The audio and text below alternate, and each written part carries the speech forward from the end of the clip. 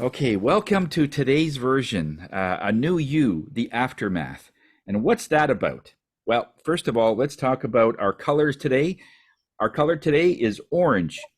For one reason in particular is we're still going through an Indigenous time slot, and I believe today is the last day. June 30th is the last day honoring, tributizing our Indigenous community and children.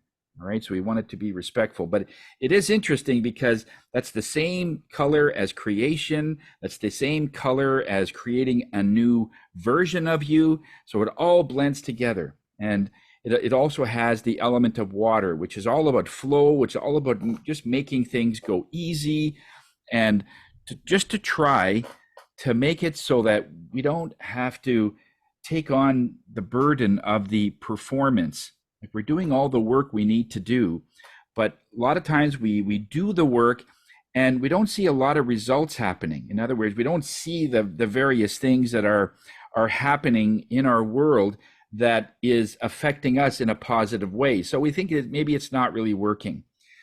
So just to recap from last week, we talked about the versions of you. It's a little bit different than today because we're going to talk about the aftermath, what happens when you decide. But as a quick recap, we talked about creating a different version of yourself. In other words, when you want to go through an adversity in whatever it is, and your belief and your conviction is, I'm going to get through this no matter what. And because of that decision that you're not going to back down, you're not going to just step away or avoid it or ignore it, you're just going to go right through. You decide that I'm going to go through it, and you get to this area where you can't go any further, and you just create another version of yourself which can get through it.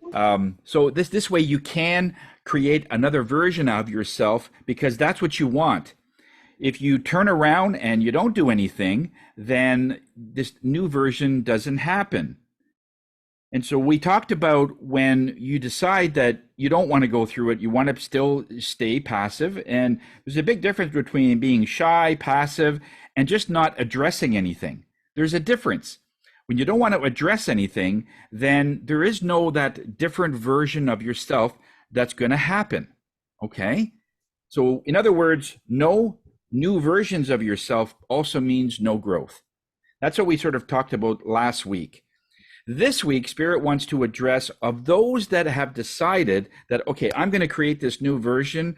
I had a lot of emails and a lot of messages from last week's class, and many people have seen the class in the recording and so on. And thank you for that, and I hope that helped. But there's another side to this. When you start deciding that I'm going to improve myself, I'm going to move forward, I'm going to grow, and you're now looking at adversity, hopefully in a little different way. Not that it's trying to tear you down or that it's trying to undermine you or trip you up or anything, but you're looking at it at the perspective of, I'm going to get through this and watch me. That kind of determination. So you're ready to create new versions of yourself that previously you might not have maybe entertained. But in doing that, friends, family, neighbors, all these people that are surrounding you are now going to start seeing a different you. If they don't see you for 6 months, they will see a massive difference in your personality. A best friend that sees you every day, they might not see that sort of very subtle differences every day. But when they start putting it together and they realize that, wow, I didn't know you could do that. You never did speak up for yourself, but now look at you. Means something has changed. And a best friend would say, go for it, guy, go for it, girl. You can, I'm so happy for you. But a person, and there's many of them out there, that see that, they see that almost as a threat. I don't know what they're afraid of. Maybe they don't want other people to raise their vibration to a point where, because they now feel guilty because you're growing. And we see that in family all the time, where somebody has something and then you create something, and then it's like, oh, well, you've only been at this for 6 months. I've been doing this for 12 years.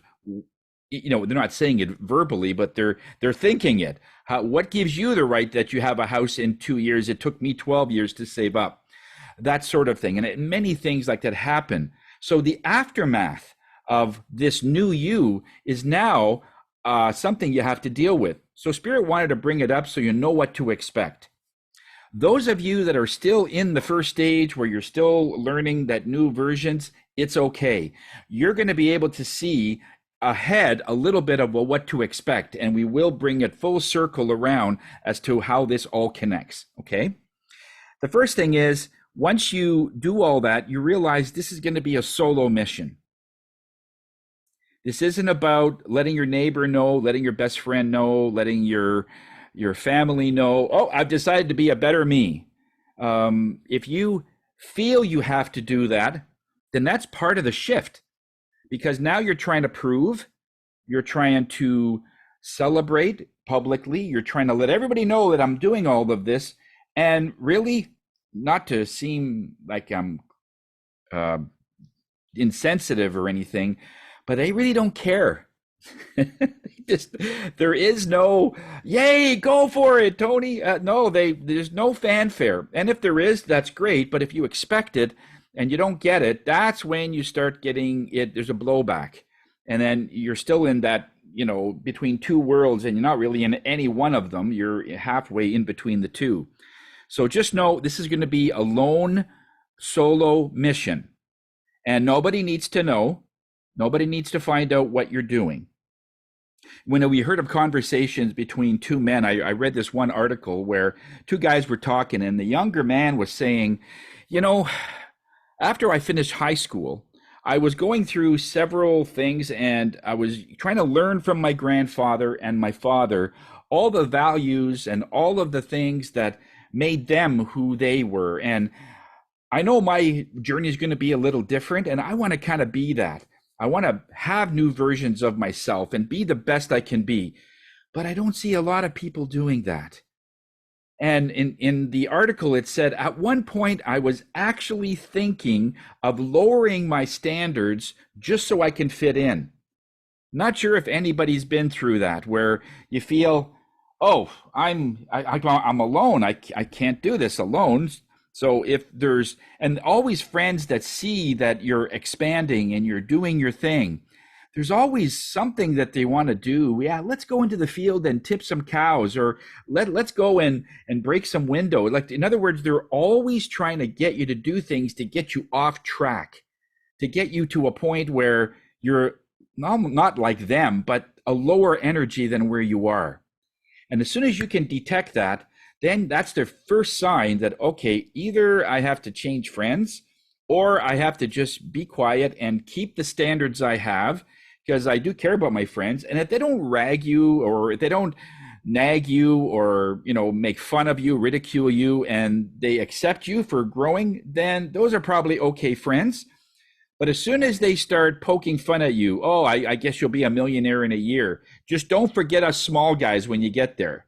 Now, that could be a joke, but that would be one little red flag for me, because I'm looking at it as, well, it's not about the wealth, but you're connecting it where a person that has a high energy is also rich.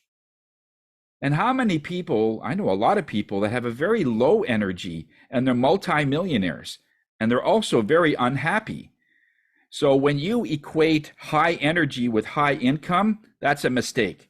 They're not really connected. It is possible, yes, that if you have high energy and you build yourself from the ground up and eventually you become wealthy, well, then that's okay. But it doesn't necessarily have to be the thing, because they are two different things for sure. But I want to talk a little bit about the difference between being alone and solitude. All right? Because when we are realizing that we're on this trip by ourselves, we look at it, okay, I'm by myself. When you're by yourself or you're alone, those are two different energies. That sounds like they're the same, but what it is, the way Spirit sees it as loneliness, is that you are on your own and you have to fend for yourself, Nobody understands you, and they want to be the same as you, or you want to be the same as them. And they don't want to be around you if you're going to be this high vibration. So you feel alone. Okay, that's alone. Solitude is where you are connecting to your inner world in a quiet way, silence, and there is an understanding of who you are. That world knows you, and they've never left. They guide you the whole way. But on the outside, it looks absolutely the same. So when people say that you're alone, not necessarily true. I am in solitude. I don't say much. There are some times where I don't say anything. I'm in a zone or something, and I'm seeing a movie or I'm seeing something, and somebody would say, "Just you're very quiet today." Oh, am I? Oh, I just have nothing to say. But the solitude part for me is growing. The loneliness is you're going backwards. Nobody wants me. I'm alone. I'm all by myself. And you got to be really careful when you get into that energy, when you're thinking you're by yourself, you're here to fend for yourself, nobody understands you. It's so close to being in that self-pity energy because, oh, well, who would want to stay with me anyway? I'm such a drag. I'm too boring, or whatever the excuses are. And we come up with different words about who you are. And as soon as you get into that self-pity, self-loathing is not far. Well, who would want to stay with me? Like, I got nothing to offer. You see, it's so close. So be very careful when you're alone. It just means that you're in a thought. It depends. Are you thinking that you want to do something and you're seeing expansion and you're quiet? Or are you alone because you just don't think you have anything to offer and nothing to say? So those are questions you ask yourself. But there are two different vibrations, just so you know. But here's the thing. When you feel you have to align with society, align with your neighbors, align with your friends, align with your family, and they're the hardest because, you could walk away from a friend or a best friend and never see them again. But family, it's really tough. And I know some of you are with family and it's very challenging.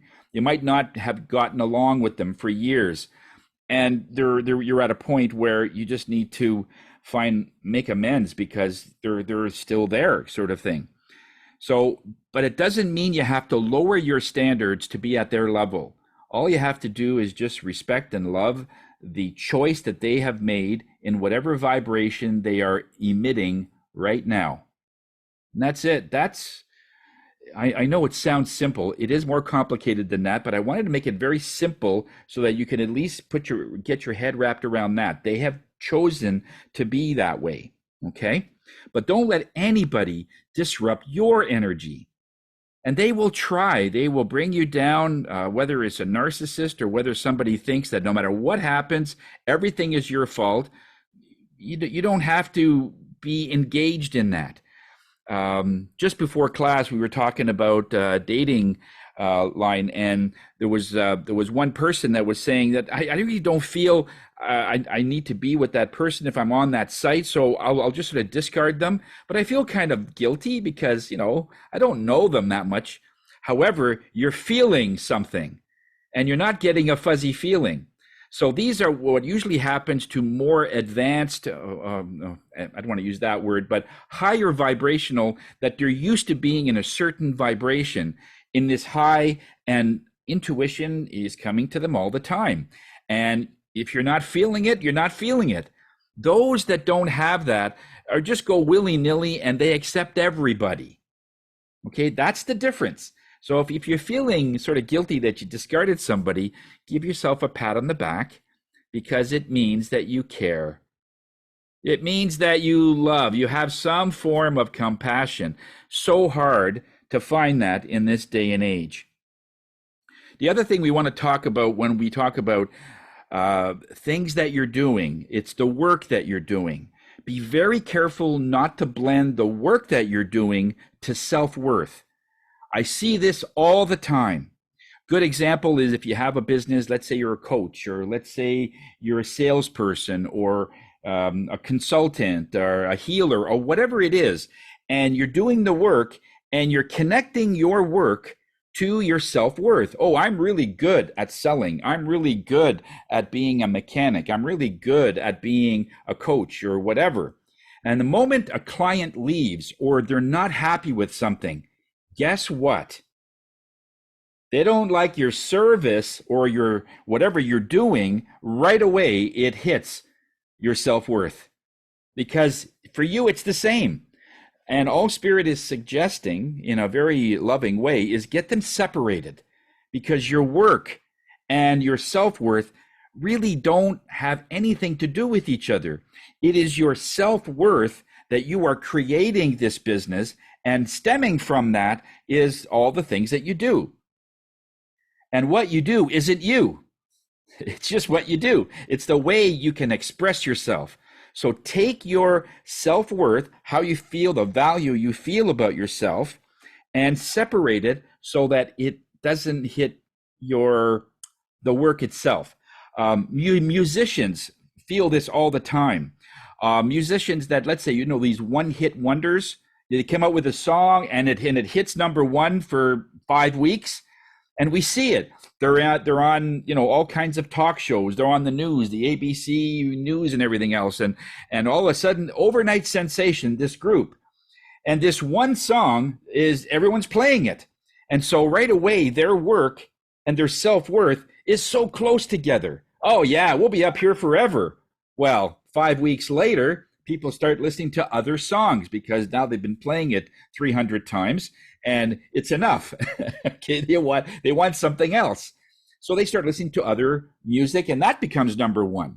Well, what does it do to the group? And we've seen it happen. There's so many of these that just plummet. And then all of a sudden, they're on drug rehab. They can't stay in their own apartment. They collapse because now they're saying, well, we had really good music, and now it's no good. What's wrong with me? I knew this was going to happen. I knew we were going to flop. I knew I was going to flop. Do you see? You got to keep that separate. If your work goes down, your value is still there. Okay, my friends, it's still there.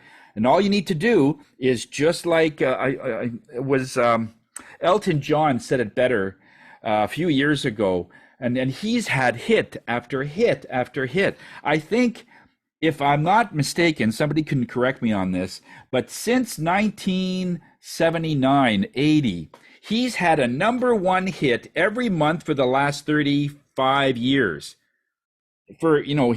And the way he says he does that is because as soon as the song starts to go down, his creativity comes back, and that work, and he put a lot of work into it, that work, okay, next. And just recreating himself, and another number one and a number. But when you ask him, he's so humble. He's got, I got a piano, and like for all the money, he could buy anything. He could buy England, and he's so humble. He's always helping other artists and musicians, and he doesn't think he's a big deal, like in front of camera, because he knows his self-worth. It's not connected to his work. So what a lot of people will think, well, he's a lot worth there, but he also has number one hits. But it's actually backwards. He has the number one hits because they are separated. And as soon as that song goes down, and it always does, I mean, Beauty and the Beast and all the songs he's done, it hits number one for a while and then it plummets. That's okay. But it's not a reflection of you. If people are listening to something else or doing something else or want to go to another business or another coach, right away you think there's something wrong with you. And that has to be adjusted a little bit. In other words, don't put them together, okay? The other thing you have to realize, when people are choosing something, sometimes they are happy being frustrated. They are happy wallowing in their own dirt. They're happy. They're content. I see this quite a bit when people come to me and they're not quite ready, because I don't fool around. I am not going to let them have a pity party, and the Spirit gets right in there because they know that I'm the number 9 coach that they've been to. And so, and the message has been the same for each one. So by the time they come to me, the message is usually pretty firm. And if they can't take it, then they leave. But I don't equate that to my worth. Do you see? Do you see when you have it together, it's very dangerous. So spread them apart so that if somebody leaves, okay, well, that's the journey. The people that hear the calling of what I do will hear it. And when they're asking for various things in their life, they'll hear the messages that Spirit is saying through me. And if they see it through someone else, all the better. At least I've started something that puts you on a nice journey to keep growing and expanding. If I've done that, great. If they want to stay, that's great. Either way, but if somebody leaves, it's almost like they're your children. Your children aren't going to be with you until they're 80. You expect them when they get to a certain point, they want to have their own life and then they'll leave. But you don't think that there's something wrong with you because now they're in university or they want to get married. They're not leaving. They want to have their own life. So there is a point there we have to let go. We have to separate that. So it has nothing to do with you. And then eventually you have a totally different relationship with your kids, totally different relationship with people that are expanding. So just to get rid of the proving energy of all those things that are happening, we need to sort of get that done as well, because that's what's going to resonate. And don't be so distracted by what people are saying, the comments. Some of the people, they take some of the comments on social media very seriously. And some of them are just one-offs, like I don't think he's a good performer, or I never thought he could make it anyway. One time I was on Twitter and there was a series of posts, and one person had posted some of the information from Keanu Reeves. He's the one that played Matrix and other movies. And the post was that his original father abandoned him when he was 3 years old. He had 3 different stepdads over his life. He had dyslexia. He wanted to be a hockey player at one point, but he had an accident and an injury, and that took care of that. So whatever the injury was, that was the end of his hockey career. His daughter died at birth. His wife died in a car accident. His best friend, River Phoenix, died of an overdose. Sister was diagnosed with leukemia. And since then, he's had so many things that he donates boatloads of funds to hospitals and children's events. He walks with the homeless. You see him in some of the social media where he's actually on a subway and he steps up and he gives a lady his seat on a plugged up subway. And so he's always giving to charities, and most of them we find out by accident. Like he'll just walk in, he'll write a check for 20 grand, and they don't even know who he is. They have no idea. They look at the check. Was that Keanu? But he never says anything, and he does all kinds of TV appearances, and there's all kinds of opportunity to say, hey, look at me. I donated to the kids. No, he doesn't say anything. We find out by accident. And I can only imagine that in his eulogy someday, when somebody's going to read his eulogy, they're going to do some research. And people are going to come from all kinds of nook and crannies. Oh, Keanu did this, Keanu did that. I never knew all this. In other words, he's doing it in silence because for him, it's something that is just right. He just needs to do. And so then I was looking at some of the posts right underneath this, and it says, he's on the post. Yeah. He's a great guy. I consider him to be a humanitarian. What a special man. He's a master of balance, was one post. Beautiful soul, a true angel. Okay. And then one person had posted this, and I had to write it down because otherwise I would have forgot the exact wording. So, and I quote, this person said, I understand what he went through all too well, unfortunately. So here, this man just did things in silence, and all he doesn't he should be Keanu should be very angry, very frustrated that his life has gone this way, but it's the exact opposite. He's loving, he's caring, he you don't even know he's had a hard life. Like if he just sat on a park bench, you would not think that he's had any kind of, oh yeah, it must be nice to be, $20 million movies. And by the way, he donates 80% of his whatever he makes on movies to charities, but that's beside the point. But he does all this, and this guy, all he can think about is himself. Yeah, I know what it's like. How would you know what Keanu has been through? Because you've had a tough life, and I'm not challenging the fact that he's had a tough life or not. It's just that the summary or the lesson in this is to move on, is to evolve yourself. And judging by that, not judging, but just looking at the wording, I understand what he went through all too well. It sounds like this happened last week, or last month, or 10 years ago, or 30 years ago. We don't know. Because whatever time factor it is, it looks like he hasn't moved away from it. He hasn't evolved. So he's still thinking it's all about him. It's all about me. Remember last week we mentioned in one of the quotes that if you are facing adversity and you want to be able to do it thinking that it's on you and you got to get through it, it's double the impact. But if you look at the adversity and how it might affect your kids, how it might affect your grandkids, then it's drastically lower. We use that one example where if you know that your kids, your grandkids are having a hard time and they need you, yeah, you would drop everything. And like you would walk through fire for them and you wouldn't get burned. But you did that on your own, you wouldn't get out of there. You would perish along with it because there's no mission. There is no juice. If I can use I can't think of a better word. There's no juice in thinking that you are doing something for you. But when you do something for someone else, because it has to happen, you're going to save your dog in a fire, or you're going to do something for your family. That's adrenaline. That's completely a different energy, and that is well uplifting. So it's far less when we don't think of it as it's just us.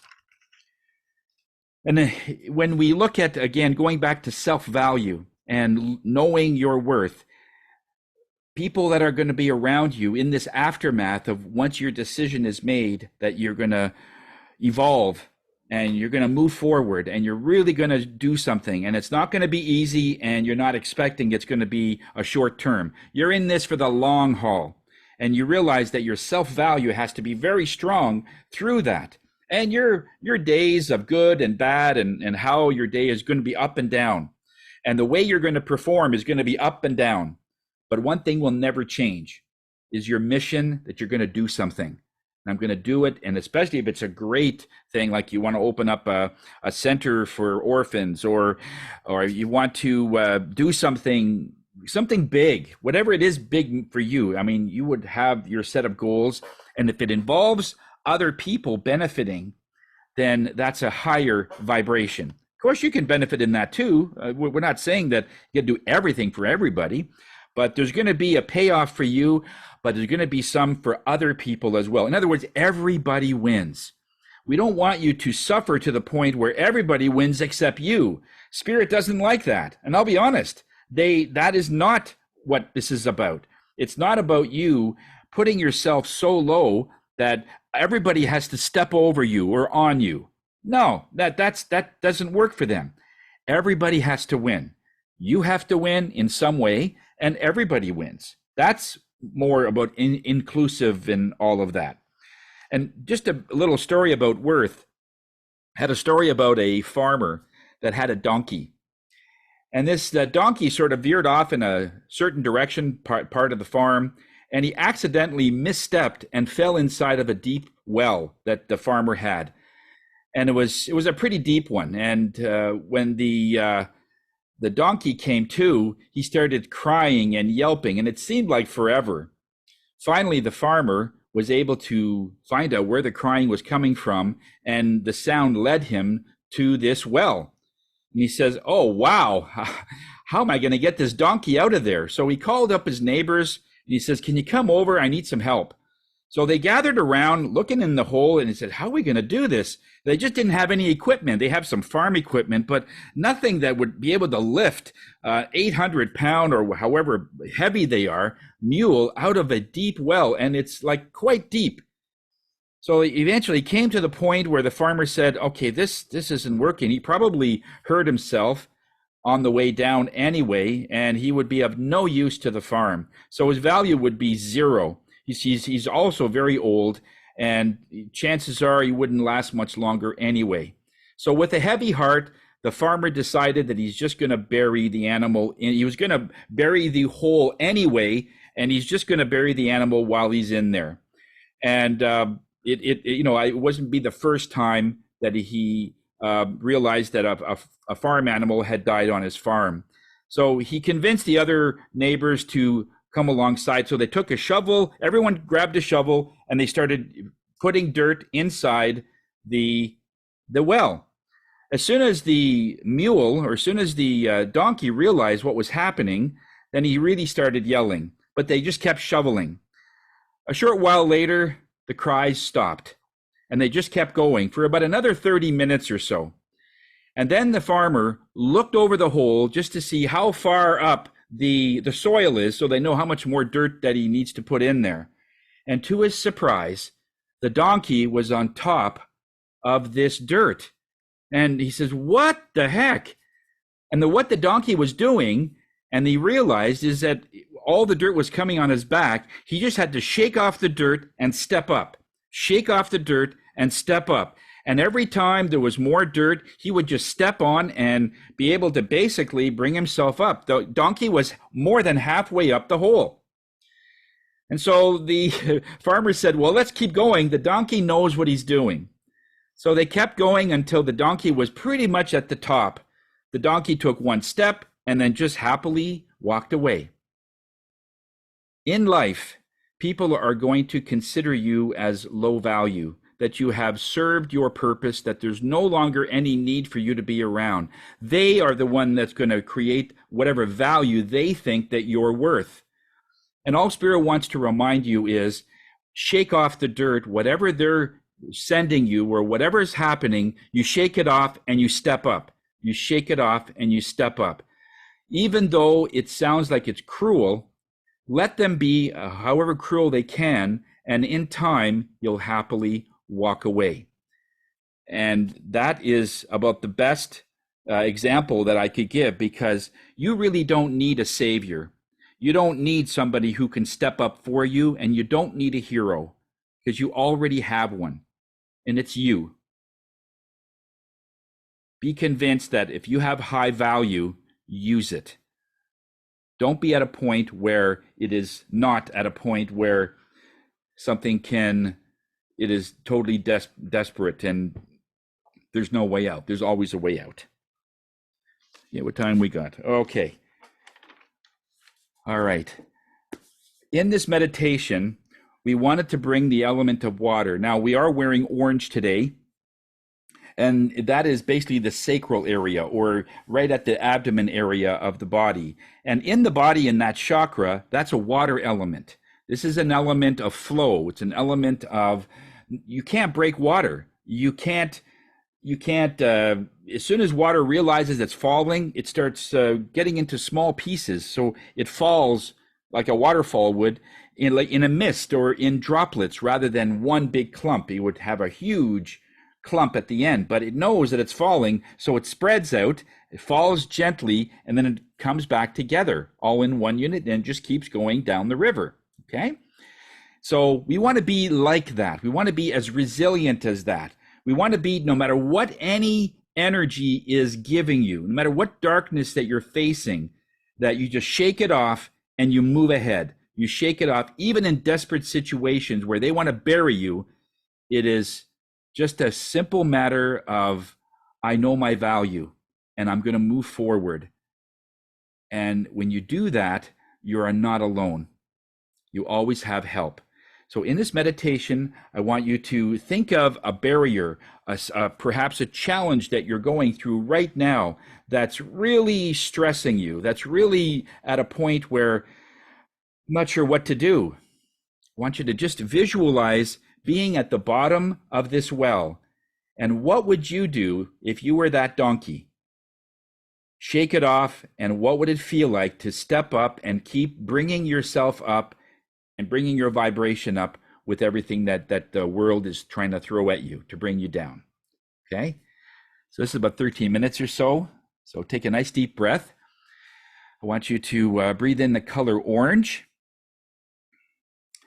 and breathe out orange. And we'll see you in about 13 minutes. Okay, guys?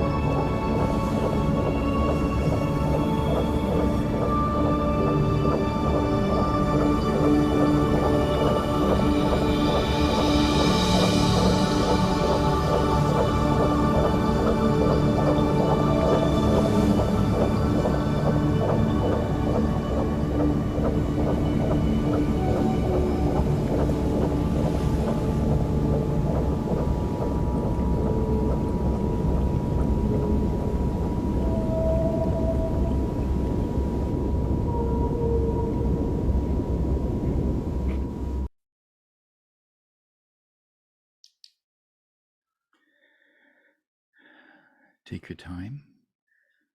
Try and remember what you felt, what you saw. Did anything new come up?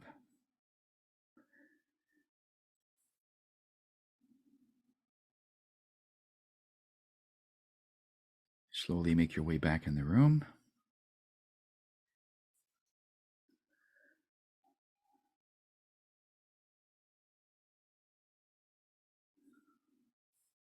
Hey, how was that for some people? Um, One thing I wanted to mention, and I was getting this during the meditation, that somebody has a question on this, and I'm not sure if you're hesitant to ask, but I have an answer for it. So this is what Spirit has said, and I had this. I was going to save it for next week, but they said go ahead. Um, so one of the questions would be, how do these energies come to us? I mean, we're trying to help and do all these great things, and then there's always people that are sticking their stick in our spokes, so to speak. You know, when you're riding your bike and always trying to trip us up. But there's always an ulterior motive for, like, can't people just be authentic and just be who they are? Why do we have these energies that are constantly giving us like betrayal? They're constantly saying one thing and doing the exact opposite. And I saw this one interview with this one gentleman, and he was just about to go on to talk to a valedictorian in one of the schools. And I wrote it down, some of the notes that he said, and it said, how do we keep away these types of low energies that prey on us? Because spotting a low deceptive energy, what we're looking for, and notice how he says the energy of, it doesn't say people. Okay, and that's a great distinction, because when we have the energy of, anybody could have it, but it also means that energy can leave, and now we're a different person. So it's not the person that we're focused on, more but the energy of cruelty and in that person. So it's cruelty that we're looking at. When people don't love like we do, and they don't imagine like we do, and they don't live like we do, one of the first thoughts we have, he says, is rooted by fear or judgment or both. We judge things. And he says this is our evolution. This is how we become such an incredible species, because we look at the various things that we are fearful of, and and that's how we've survived, by looking at something that's suspicious or new, and it's different. And okay, so how does this work into my life? We're always saying. So in order to be kind, it is a higher vibration. In other words, we have to shoot down or shut down our animal instincts and force our brains to travel a different pathway. Empathy and compassion are evolved states of being. It's a higher state of being when we look at something and we have empathy. In other words, we know what that person must be feeling, or we have compassion for that person. That's a much higher vibration. It requires our ability to get past our primal urges. Many think that cruelty is necessary to protect yourself. Like if someone's about to slap you in the face or push you down, maybe if you push them first, they won't push you. That's sort of the generalities that people are saying to gain power. You want to gain power and make sure that nobody puts harm on you. You need power so that you could lash back. But here's the thing. Many people also look at kind people as like rungs of a ladder, so they can step on those people to the top. If they are used to these acts of cruelty, then they fail the first step in an advanced society. They never force their animal brain to evolve and get past their first level instincts. Their first thought is to change their thought patterns and problem levels, because it would be much lower than a person that is kind. They look at things a little differently. By looking at things in a perspective where we're judging and we're fearful of something, that alone continues the cruelty. Interesting. When we look at cruelty, we want to fix cruelty. Cruelty continues. All right. So it's about a different perspective.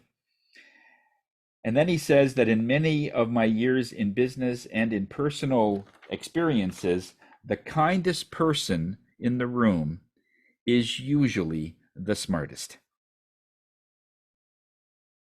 Oh, that was one thing there. So when we look at what happens afterwards, once we make this shift, as long as we're aware that there are going to be people that aren't exactly going to be on your side, that you're taking this shift. Because look at it this way: if they have chosen a lower energy, it's lonely there. Nobody wants to be with a person that's imploding. In other words, as soon as you talk to them, they talk about negative things. They talk about the drive-by shootings, and you don't want to talk about that. You want to talk about good things, like what are you doing to your business that's going to expand? What are you doing this weekend? Maybe we should go play golf. Whatever. It's something expanding, and all they want to talk about is something negative. It's a lonely place because nobody wants to be with that person. So the reason those types of people or energies want to bring you down is because there's nobody else there. They have to recruit allies so that they're not the only ones there. All right? And so it doesn't mean we have to be with them. We could talk with them, we could listen, but we don't have to take anything that they say. This is why when you go to a party and somebody's just talking about negative things and all that, and you feel crappy after, you feel really down, you feel like I'm ready to check out myself. But if you look at it the perspective, I'm just listening. Nothing's going in. In other words, it's just bouncing off. It's just on the surface. If somebody wants to throw like dirt or whatever on my car, that's okay.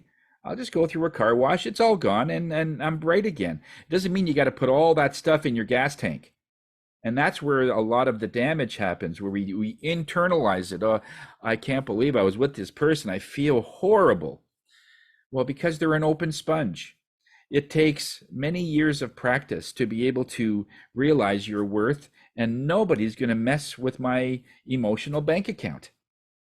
I have enough light around me, and I don't even use protection anymore in terms of the black tourmaline and all the other things that some people will get. I'm sort of beyond that, although I will, give it to some clients that they're in that mode, and that's fine. It's just that when you become so evolved that I don't need anything, I just got to be at a very high state of being, and that's enough. Everything is enough that way. And that way you preserve your value and it can't be shaken. A couple of things I've heard this morning, it just sort of got me thinking a little bit. And I had to sort of work with my energy just so I wouldn't alter my energy for this class. But it's through practice, and that's what it is. If it doesn't happen for you right away, just keep at it. It will eventually happen. It just takes practice because the world is full of negative people. And it's not as negative as you might think. The social media and many of the things that we see seems to be everywhere in the world there's turmoil. There isn't. There isn't. The vast majority, probably over 90%, are good people. These people are still dancing in the street, but we don't show that because it doesn't really draw a crowd. Nobody's looking at Twitter or anything on people that are, playing with their cats. Or I saw one old couple. I'm really glad of Twitter in this way because it showed this old couple and it's pouring rain. Like it's coming down like crazy. And they live on a hill and you can see the water just coming down like it's a river on their street, right? And so they're out there with an ironing board. They throw an ironing board on the street and it looks like they're surfing and they're standing on it and it's pouring.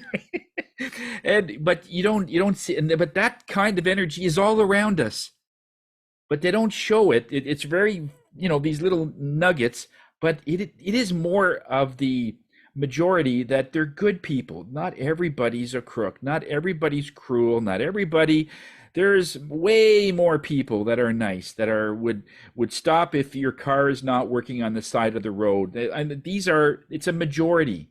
So also watch what you're watching. It seems like it's everywhere that there's turmoil and everything, and that is just simply not the case. It's what Spirit is saying. It's if you get the energy of the earth, it's like a very small portion. But those people that are being paid for the news and being paid for getting people to get all the likes and all the, those people are paid to look at the side streets in the darkness, and they'll find it. Yes, there is that, but that's not the only thing. In every bushel, there's always a rotten apple. Every one. You can't help it. It's nature. There's always going to be one that's going to be rotting more than the others, but it's still a minority. Just bear that in mind. Okay.